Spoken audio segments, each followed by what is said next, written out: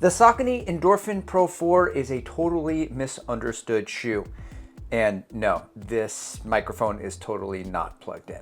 Now, for disclosures, these shoes were sent to me by the disclosure king himself, Kofuzi. Yes, Kofuzi sent me these shoes out of the kindness of his max stack heart. Okay, but before you slide into his DMs and ask for shoes, please don't. He only sent them to me for the purpose of review as a run tuber with a very small channel. I don't know why it's still small. It's just SMOL. And anyway, the brands, they don't send me shoes. Not yet, really. Well, Mizuno did. I just reviewed some of their shoes right there. Anyway, let's get to it.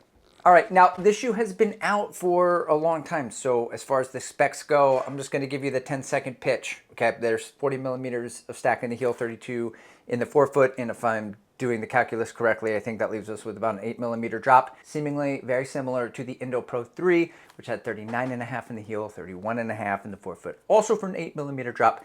The big difference this year is they put the Power Run HG foam, which you can find in the Endorphin Elite V1, up on top here. And yeah, blah, blah, blah, end of pitch. All right, now let's get to the promise of the thumbnail and the promise of the title. Why is this shoe misunderstood? Why is this shoe misunderstood? And the answer is because shoes generally evolve year to year, iteration to iteration, generally in the same direction. And this shoe does not. And here's what I mean by that. So now we'll unpack all of that. ASICS, for example, the Nova Blast lineup, V1, very exciting, very fun, very bouncy, wonderful daily trainer. I loved it. Over the years, it has become bigger. It's become more structured. It's become reinforced and more stable. And it still has the same elements of bounce, but V1 is like an ocean apart from V4, if we want to really be over dramatic about it. So now let's look at the evolution of the Endorphin Pro lineup. Like, here's a 10-second pitch. V1, firm AF, loved it, aggressive. 5K to half marathon, but mostly 5K. Okay, V2, same as V1, more or less. Okay, and for V3, I actually don't have the shoe with me because I sold it online in a marketplace, but V3, Saucony, yes. Okay, yes, king, loved it. The foam softened just enough, and it evolved from the previous iterations, which really were a bit too firm for marathon pace, and V3 could do marathon pace. It can do marathon pace. The foam softened just enough, and the speed roll technology, it locked me in to marathon pace. Now enter the V4. And yes, I am aware that that was longer than a 10-second pitch, but if I was any good at this, then I would have a lot more subscribers. Anyway, V4 devolved back into the Saucony Endorphin Pro 1. Okay, I actually Googled it, and apparently devolved isn't a word that fits here. So it's still evolution, it's still evolved, but it evolved back more to similar to the Endorphin Pro 1. All the way the elements come together, the firmness, the stiff. It's better at 5K to 10K paces, I think, than marathon pace. Now, I'm not the only one with this opinion of this shoe. You know, we kind of want to sidestep, and I'm very curious. I want to hear your thoughts on this. I was watching a podcast, Doctors of Running, between Matt and Andrea, and they were talking about the shoe, and they had a disagreement about where it kind of fit in. And of course, I sided with Andrea because, like, of all the running YouTubers in this space of people who review shoes, like, every shoe that she likes, I like, and shoes that she doesn't like, I don't like. I think we probably have similar mechanics or whatever. And it's just fascinating to me because I've heard other people say, I like the same shoes Joanna likes. I like the same shoes that Meg from Believe in the Run likes, and you know, that Max Stack or whatever it is. So it's like, who is your person that you watch online that you're just like, yes, yes. You know what I mean? Anyway, okay, back to the shoe review. I want to say two things. First of all, I have the speed roll technology just is the thing that doesn't work for me to hit that marathon pace in here. And I've got maybe 3 theories on why it doesn't work, and I'd love to hear your thoughts on this too. Theory number 1, the plate and the firmness of the plate interferes with the speed roll technology. Look at this. It doesn't. Theory number 2 is that it's the Power Run HG foam that's in here on top of the plate.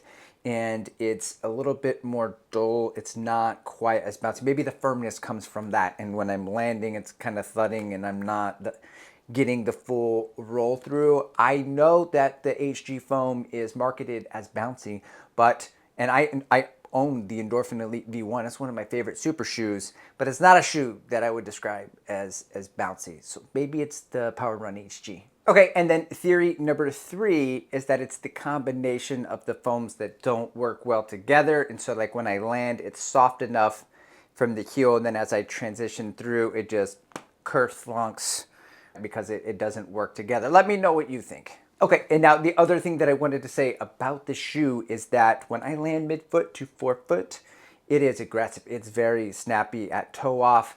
I really like this shoe. I don't want you to think just because I put misunderstood, I don't really care for it at marathon pace, that I don't like this shoe.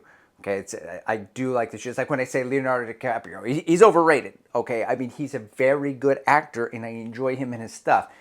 You know, the amount of Academy Awards he's been nominated for, though, he's overrated. Okay, stretchy upper laces, tongue's a little long, blah, blah, blah. Who cares? I'm not going to make a big fuss about it. I will say it feels like a supersized Takumi Sen 10. And I own the Takumi Sen 10 and the Metaspeed Edge Paris.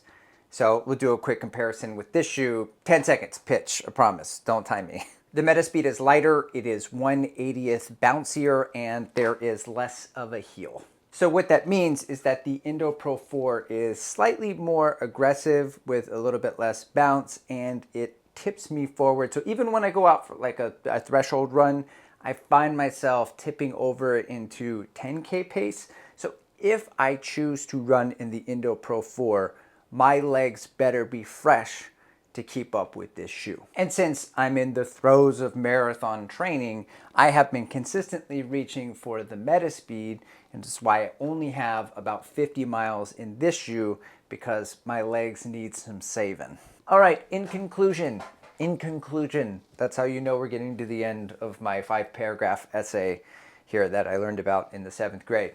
The Endorphin Pro 4 is not a marathon shoe.